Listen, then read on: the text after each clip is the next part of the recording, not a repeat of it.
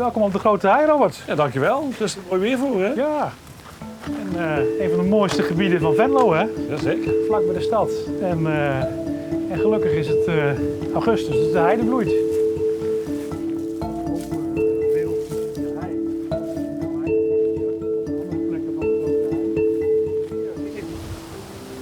ziet hem niet op die grotere witte steen. Daar zit hij. Ah ja, dat zie ik hem. En dat is de heidevlinder. Ja, en dat is het mannetje, want hij heeft een beetje zo'n witte band op de ondervleugel. Oké.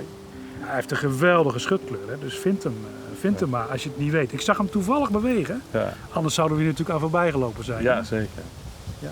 Hoe bijzonder is deze vlinder? Ja, hij is in Limburg kun je hem eigenlijk nog maar op 3 plekjes zien. En de Grote Hei is er daar één van.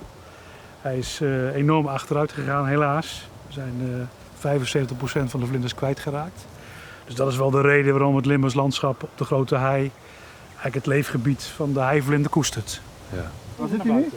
Hij zit nu hier. Mooi. Hij loopt daar. Dus hem dan?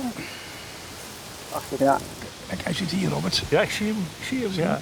En hij vertrouwt nu helemaal op zijn schutkleur. Ja. Toen ik hier voor het eerst kwam was ik blij. Daar had ik er zeg eens 15. En daar ben je toch al heel erg blij mee. Ja. Als je die kunt vinden. Maar dit jaar heb ik gezocht en toen had ik er eigenlijk maar 6. Dus ik was een beetje bang dat de filmploeg voor niks zou komen. Nee, maar we hebben hem, hè? Heel blij, we hadden hem gelijk. En ja, dus het is echt helaas een schaars beest geworden. Ja. Hier zie je eigenlijk om je heen eigenlijk alles wat de heivlinder nodig heeft. Want als de heivlinder een eitje afzet, dan zoekt hij eigenlijk een polletje gras. Mhm. Wat in de kale grond staat. Dat is het een stuk warmer dan gras wat in een veld staat. Dat heeft de rups nodig.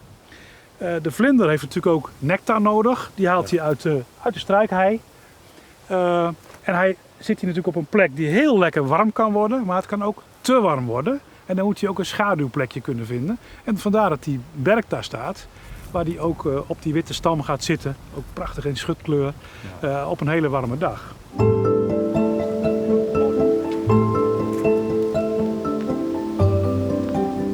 Dus hier is het Limburgs landschap de beheerder.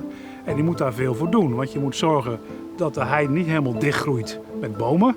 Dus je moet veel boompjes trekken. Ja. Je moet zorgen dat die heide niet alleen oude heide is, maar ook jonge heide. Je moet zorgen dat die open plekken er blijven. En dat doen we hier onder andere met een schaapskudde. Die we heel gericht ook met een herder inzetten om dat leefgebied ook van die heivlinder voor elkaar te krijgen.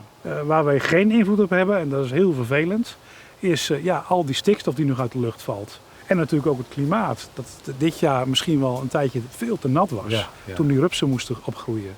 Of in die hele hete jaren die we hebben gehad.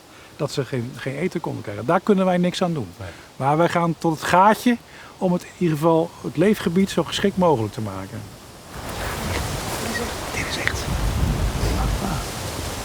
Dit maak je zelf mee. Kijk. Ze staan achter elkaar, tegen elkaar. Dit zie je echt zelden. Wauw, kippenvel. Ja, toch? Ja, dat is echt heel gaaf. Dit is echt heel gaaf. Ik heb hier heel wat uurtjes rondgebracht. Want dit heb ik nooit gezien.